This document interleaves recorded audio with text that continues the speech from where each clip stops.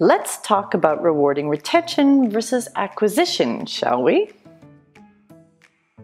The other day I was ordering groceries online and a pop-up told me that pickup was now free with a specific code. Fantastic, I thought, and I copied it for checkout. So then I went through and added all of my items and went into checkout and put the code into the form, and then I got a message saying, "Sorry, this coupon code is only for first-time pickup customers." What the?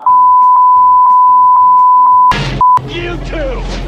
So what you're saying to me in that message is that your new customers are more important than your regular loyal customers. What you talking about, Lewis? In this week's episode, I'm going to talk about the importance of retention as well as acquisition and how to reward loyalty. My name is Tara and this is Truly Social.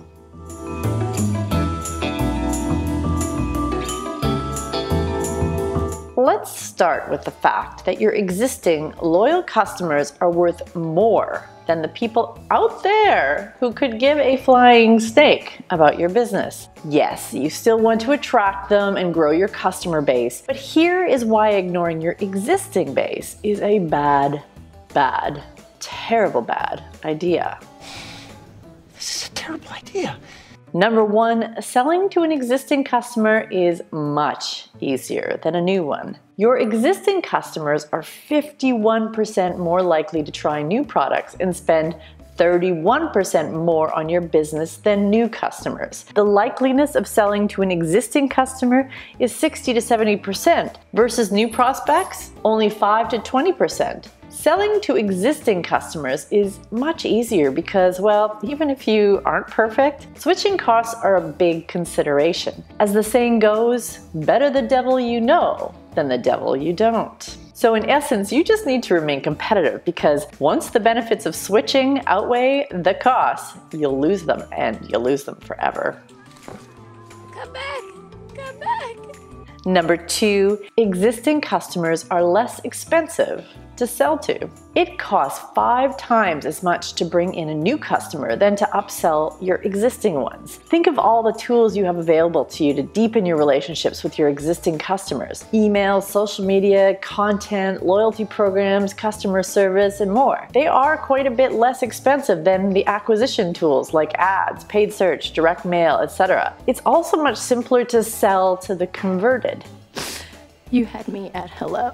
Number three, loyal customers drive sales through word of mouth. If I'm a loyal customer and enjoy my experience, I will tell others. And that is worth more than any ad. In another video, I talked about how word of mouth accounts for 13% of consumer sales, or $6 trillion in annual consumer spending, which is 5 times more than paid advertising. That word of mouth comes from your current customers and not influencers, which are more and more considered to be paid shills. It's like people only do things because they get paid. And that's just really sad. And overall, according to a study by Bain & Company, increasing customer retention rates by just 5% increases profits by 25 to 95%. And most importantly, if you don't treat your existing customers right, you will have to spend more to replace them as well as to acquire new ones. So focusing as much, if not more, is incredibly important. But then how? How do you retain customers? Well, I'm glad you asked. Here are just a few ideas. Now, back to my grocer who offers free pickup for new customers spending at least $100 in a coupon. Well, they could also offer the same to existing customers who spend $100. Amazon, who's hot on the trails of any grocery chain offering grocery delivery, is sure to be delivering for free with Prime in the very near future. Pretty much everywhere. Don't see the coupon as a cost center. See it as a loyalty benefit. By the way, it'll also encourage me and others to add a few extra things to our cart that we may not need to meet that minimum threshold. I think we should split up. Okay, I'll take the frozen section. You two take the European food aisle. Reward loyalty with special inside offers, trials, content, and personalized service. The more I shop with you, the more you know about me anyway. Why not increase my switching costs by customizing my experience? Another idea is to gamify the experience and allow me to level up. Sephora does an amazing job with this. Now, I have VIB Rouge status. That's pretty high, and I don't want to lose it. So I tend to splurge a little more and a little more often on items to keep up my minimum spend. I get invited to exclusive events, launches, and get a special fancy card to show my status because of it, and it really does incentivize me. And that doesn't really cost Sephora much of anything. Hilton offers equal value and better food, but then Maplewood gives out more cookies at check-in. What they gotta do with the cookies? I'm a sucker for simulated hospitality.